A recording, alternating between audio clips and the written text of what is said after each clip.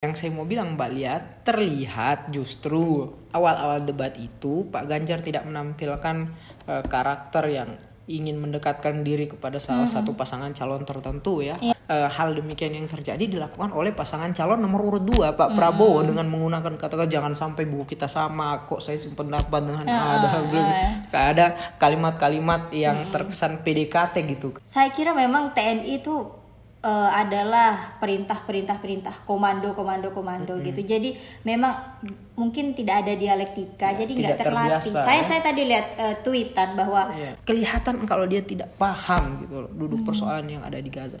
Justru Gaza ini menjadi negara yang sangat kuat karena dari dulu dijajah dan sampai hari ini ia ingin terus merdeka dengan caranya yang sendiri.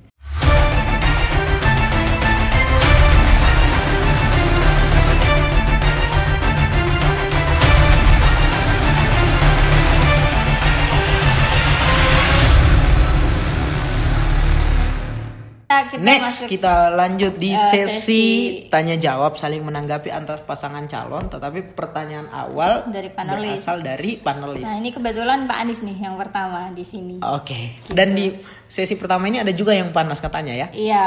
Oke. Jadi kayak kita nonton aja ya dulu barangkali. Saya mengklarifikasi tadi data yang meleset. Maaf Pak Prabowo, angkanya terlalu kecil. Bukan 320 hektar, tapi 340.000 hektar. Saya klarifikasi. Kemudian itu pun salah. Melanjutkan. Itu pun salah. Atas apa yang perlu saya sampaikan. Mas Anies, Pak Prabowo, jangan Pak Prabowo, Pak Prabowo, maaf. Nah, tadi kan kita lihat nih Pak Anies belum apa-apa, saya klarifikasi dulu gitu kan. Iya. Jadi mungkin Pak Prabowo ini nggak pernah tenang berdiri di ujung kayaknya ini ya. Dan Pak Ganjar yang di tengah juga cuman senyum sih apa lagi, kejutan apa lagi gitu kan. Nah, yang menarik di sini adalah Pak Anies mengklarifikasi. Iya, saya kira mengklarifikasi sepatutnya adalah mengecilkan jumlah, ya kan? Kan epicnya di situ. Ternyata jumlahnya bertambah. Tapi gitu. Mbak Lia tidak melihat itu sebagai satu strategi dalam saya melihat berretorika. Saya melihat justru karena itu kan benar-benar membuat lawan dan pendukungnya getir kan, sakit gitu. Kaget loh. gitu kan? Iya, ya gitu. Sampai dan ini terbukti Pak Prabowo memotong Mas Anies. Apalagi Mbak Lia gitu dengan kan? bahasa yang seperti kayak ternyata santai tapi kayak menohok gitu loh. Iya, ternyata jumlahnya lebih besar darinya. Ternyata angka 320 itu lebih kecil. Yang faktanya adalah 340.000 bla bla bla. Dan di sini lagi kita dipertontonkan bahwa sekali lagi Pak Prabowo gak bisa menahan gitu loh. Mas Anies itu pun keliru. Iya. Dan gitu. ditegur oleh siapa? Moderator debatnya ya. Termasuk kayaknya di bagian ini ya yang omon itu kayak Mas Rizky. Iya, coba kita saksikan lagi. Jadi tidak hanya omon, kerjanya omon saja, nggak bisa. Udah akhirnya nih Pak Anies menjawab pertanyaan panelis dan jawaban yang menurut saya memang udah masuk lah ya gitu. Iya. Saya kira saya menunggu gini, apakah Pak Prabowo akan mengklarifikasi pada saat bagiannya merespon. Ternyata tidak, syukurnya tidak. Beliau tidak berusaha mengklarifikasi jumlah tanahnya. Oh, oke. Gitu. Iya, betul. Itu poin plus. Hanya saja ternyata ada menyinggungnya dikit kan. Dia meskipun penting tentang SDM. Disitulah jangan terlalu teori. Iya, Saya rasa itu menyinggung Pak Anies gitu. Akhirnya dibalas lagi nih sama Pak Anies. Iya, Pak Anies mengakui ya SDM itu penting gitu. Iya. Dan selain teori ada juga lagi nih temannya, yaitu tidak dilakukan makjleb lagi gitu loh. Jadi saya rasa memang Pak Anies itulah ya pentingnya kemampuan berbicara ya. Okay. Jadi serang dan nerimanya itu pas gitu loh Mas Rizky. Jadi kita yang nonton yang gregetan, aduh apalagi ini kayak gitu. Iya, memang luar biasa ya Pak Anies ini dalam mengattack sekaligus mengkanter. Jadi jatuhnya kayak tim sepak bola Argentina gitu Mbak Lia. Yang biasanya meskipun tim sepak bola ini Mbak Lia, kalau mereka unggul lebih dominan. Setelah unggul tersebut mereka diserang dan pakai strategi bertahan sampai akhir waktu karena mereka melihat keunggulan tersebut sudah berapa kosong gitu Mbak Lia bilang. Kalau Pak lost down ini sampai akhir Pak Anies makin menjadi-jadi. Pak Anies ibarat timnas Argentina melawan tim Zimbabwe. Iya. Saya yakin bukan mendiskreditkan negara Zimbabwe, tapi di atas kertas kita bisa melihat kualitas pemain antara timnas Argentina dan timnas Zimbabwe. Tidak mungkin ada peluang timnas Zimbabwe ini bisa menyerah. saya kurang memahami terkait sepak bola Mas Rizky. Jadi apa tadi yang pertama? Teori. Pak Anies dianggap terlalu teoritis. Berpandangan Pak Anies juga terlalu teoritis. Persoalannya, kalau tadi disebut ada yang teoritis, ada yang kedua tidak dilaksanakan. Jadi selama 5 tahun ini, apa yang dikerjakan dalam mempertahankan sistem cyber kita? Wah, kerennya Pak Anies Baswedan menjawab, kalau saya dianggap teoritis, ada lagi juga nih golongan yang kedua yang tidak melaksanakan. Nah, 5 tahun kemarin ngapain aja? Iya. Nah, itu benar-benar. Nah ini tentu saja ya sahabat-sahabat sekalian menyinggung Menteri Pertahanan yang hari ini sedang menjabat jabatannya. Dan siapa itu ya Pak Prabowo. Dan siapa itu adalah orang yang ketika itu lawan debat Pak Anies Baswedan. Tapi kalau saya melihat dari faktor luar Mas Riki, selain memang debat itu memang harus menyerang bertahan. Iya. Pak Anies bisa benar-benar on fire dan kayak lost doll dari awal ini mungkin kumpulan emosi sebenarnya yang ditahan Mas Rizky. Kita tahu mungkin Mas Rizky pernah dengar ada mobil relawan yang dikempesin. Oh iya. Ada banyak pendukungnya diintimidasi, desak Anies bahkan ya. Udah berapa kali kan ya? Saya bahkan pernah baca statement salah satu pendukungnya Pak Prabowo bahwa dia akan mengganggu kalau memang tidak bisa kan. Ternyata kayaknya memang terjadi gitu. Dijegal 6 kali perizinannya. Isu penjagalan bahkan sebelum ketika Pak Anies Baswedan resmi sebagai satu pasangan calon yang terdaftar di KPU, sebelumnya juga sudah dilekatkan dengan isu-isu penjagalan. Jadi, Formula E lah, saya stadion lah segala macam. Saya nggak akan bayangkan ketika yang ini jadi, mungkin Pak Prabowo tidak lah ya, beliau seorang jenderal pemberani. Kita anggaplah ideal, terlepas dari masa lalunya. Orang-orang di belakangnya ini loh Mas Rizky yang apa tidak menutup kemungkinan para oposisi taruh lah Faisal Asgaf, Rocky Gerung dan lain-lain. Rocky Gerung aja sekarang udah ditolak-tolak di kampus kan. Kalau beliau yang naik, desak Anies ini udah jadi gambaran bahwa belum naik pun sangat akan terjadi penjagalan. Jadi gagasan dan dialektika di negara kita ini benar-benar akan terbungkam nantinya. Relasi kekuasaan itu bermain ya. Jadi kalau mereka menganggap oposisi itu ancaman, Pak Anies justru menganggap oposisi posisi terhormat yang diperlukan. Jadi memang orang dari pikiran itu memang bisa dinilai dari kata-katanya kan, begitu. Sebelum ia bertindak, sejak dalam pikiran pun kita sudah menilai, keluar dari kata-kata pun kita sudah menilai, sampai dengan kepada tindakannya nanti ya. Cuman yang saya sayangkan memang mayoritas, saya bilang mayoritas. Ada orang yang menganggap justru Pak Anies ini selevel dengan Vicky Prasetyo. Anies Prasetyo, itu beneran ada orang-orang begitu di negara kita ini Mas Rizky. Anies Prasetyo, dan setiap ada bilang Anies Prasetyo itu yang nge-like sampai puluhan ribu. Nah, jadi kayak sudah kita skip aja itu Mbak ya. Saya nggak mau masuk ke obrolan itu karena memang beda, nggak sama Mbak. Nah, di sesi saling menanggapi yang pertama itu juga ada juga potongan video yang viral itu adalah terkait dengan pembahasan selatan-selatan. Karena itu yang utama adalah kita harus memperkuat ekonomi dalam negeri Indonesia.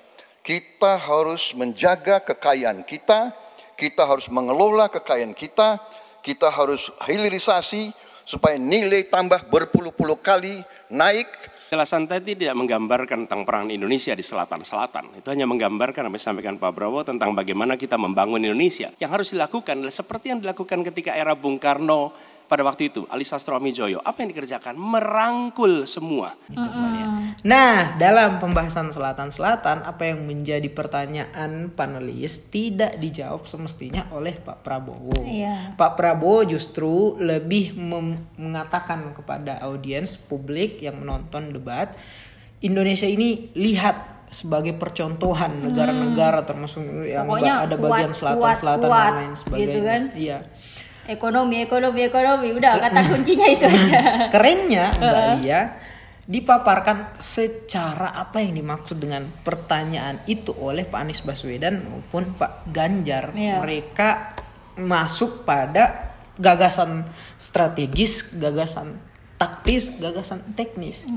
Dan itu yang memang seharusnya menjadi apa ya, kunci jawabannya gitu. Yang seharusnya diucapkan bisa lebih bagus oleh Menhan Iya, yang Menhan. lebih yang sudah ahli di situ punya lah. pengalaman, punya pengetahuan, condong dengan segala macam informasi mengenai hal demikian, kok tidak menggunakan pendekatan pengalamannya. Nah, gitu. yang menarik Pak Sisi sedari awal ini Pak Prabowo udah saya kok setuju sama Pak Ganjar, Mas Ganjar itu diulangi lagi. Oh, iya. Saya kok setuju. Bahkan kan jangan-jangan buku kita ini Iya, sama. termasuk gitu. dengan perkataan. Iya, Ya, kok banyak setuju dengan Pak Ganjar ya.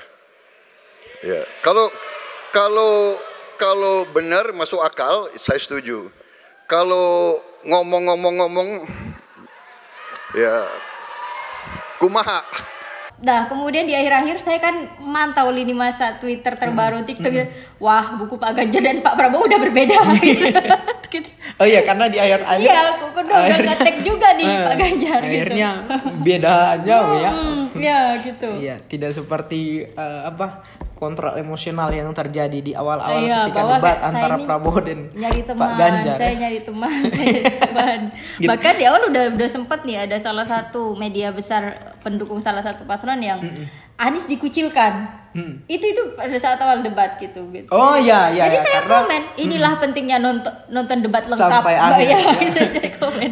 Iya, dikucilkan. Padahal kalau mau melihat tidak ada Pak Ganjar yang menampilkan gestur semacam ingin mendekatkan diri kepada pasangan Memang calon Pak nomor Ganjar urut ideal, dua, ideal. Saya memang Cuma merasa Pak Ganjar betul-betul dipersiapkan untuk tampil sesuai bagaimana sudah dipersiapkan. Iya, Mengingat iya, yang iya. dulu-dulu beliau banyak blundernya kan. Iya, betul. Jadi memang dia itu di in his safe zone gitu. Di zona memang betul-betul nyaman untuk dia dan bagus gitu. Jadi mungkin sedikit aja ada gerakan yang agak lain. Contohnya minta data di akhir. Kan itu udah mulai kelihatan gestur yang sampai kayak emosi baca kacamata Iya. gitu kan. Cuma tentunya balik lagi kan. Iya, Stabil betul. lagi. Stabil Ya, itu bagus. Nah, Artinya ada perbaikan iya. kan begitu. Nah, yang saya mau bilang Mbak Lia, terlihat justru awal-awal debat itu Pak Ganjar tidak menampilkan karakter yang ingin mendekatkan diri kepada salah satu pasangan calon tertentu ya, Iya. atau apa dalam Ya, memang fokus. Iya, Beliau fokus iya, gitu. fokus. Dan kalau kita lihat justru hal demikian yang terjadi dilakukan oleh pasangan calon nomor urut 2 Pak Prabowo dengan menggunakan kata-kata jangan sampai buku kita sama, kok saya sependapat dengan ada kalimat-kalimat yang terkesan PDKT gitu ke calon yang Padahal lain gitu ya. memang kalau pada akhirnya Pak Ganjar pun ke Pak Prabowo, mungkin tujuan Pak Prabowo adalah untuk membunuh psikisnya Pak Anies sih, Iya, saya rasa. mungkin ya, mematikan psikisnya gitu. Cuman ternyata nggak berhasil gitu. Yang menohok Mbak Lia dalam sesi awal ketika saling menanggapi antara pasangan calon, Pak Prabowo sempat menyinggung Gaza. Pelajaran sejarah manusia, yang lemah akan selalu ditindas. Kita lihat saja apa yang terjadi di Gaza. Kita tidak boleh lemah. Mbak Lia ingat statement yang ketika Itu Mas Rizky, saya disampaikan ingat Pak sekali. Prabowo. Beliau berbicara ya sebagaimana seharusnya jawabannya. Masih ada sisa waktu. Kemudian motornya masih ada sisa waktu. Gitu. Ya itulah pentingnya kemampuan berbicara ya. Iya. Sisa waktunya lumayan, masih panjang. Ini beliau bicara lagi. Mungkin memang yang saya kira memang TNI itu adalah perintah komando gitu. Jadi memang mungkin tidak ada dialektika, jadi nggak tidak terlatih. terbiasa, Saya tadi lihat tweetan bahwa Iya. Pak Ganjar, Pak Anies itu besar di kampus, di organisasi yang memang organisatoris, aktivis, sering demo. jadi dan lain sering sebagainya. ada penolakan, sering ada penerimaan. Beda dengan orang atau seorang jenderal yang dibesarkan di lingkungan TNI yang kental dengan perintah dan menerima, Iya, begitu kan? dari pimpinan A, bawahan sudah A itu ke bawah Iya, ya. makanya itu yang akhirnya membuat Pak Prabowo susah untuk mengolah itu gitu. Oke. Jadi untuk berdialektika itu tadi. Akhirnya keluarlah bahwa yang lemah itu ditindas. Nah, tapi gitu. memang Mbak Lia, salah satu penjelasan Pak Prabowo mengenai poin itu kalau kita baca dalam berbagai macam literatur buku tentang sejarah peradaban manusia, hampir sama persis apa yang dimaksud Pak Prabowo. Bahwa memang yang lemah akan ditindas gitu ya Mbak Lia. Mungkin maksudnya baik, Mas Rizky, saya paham apalagi maksudnya dulu baik. keadaan kehidupan manusia belum teratur oleh masing-masing negara, dan kemudian negara ini masing-masing menyimpul menjadi satu persatuan yang utuh seperti hari ini ya, misalnya ada PBB dan lain sebagainya yang menjamin hak kemerdekaan, hak kemanusiaan, hak asasi dan lain sebagainya. Tapi tidak juga kemudian menjadikan Gaza sebagai contoh dalam hal ini, apalagi mengatakan Gaza itu negara yang lemah, oleh karena itu mereka dijajah dan lain sebagainya. Kalau Pak Prabowo paham duduk persoalan yang terjadi di Gaza, yang dia sampaikan itu justru kelihatan kalau dia tidak paham gitu loh, duduk persoalan yang ada di Gaza. Justru Gaza ini menjadi negara yang sangat kuat karena dari dulu dijajah, dan sampai hari ini ia ingin terus merdeka dengan caranya yang sendiri. Iya, bahkan Israel kabarnya hampir kolaps gara-gara menyerang Gaza. Iya, tidak ingin pasrah, tidak ingin kalah, dan tidak ingin ada dalam cengkeram negara-negara adidaya gitu. Yang lemah justru adalah negara yang mengaku-ngaku pertahanannya kuat, tapi kemudian hanya berdiam diri melihat adanya penjajahan di atas dunia yang masih hari ini terus terlaksana gitu.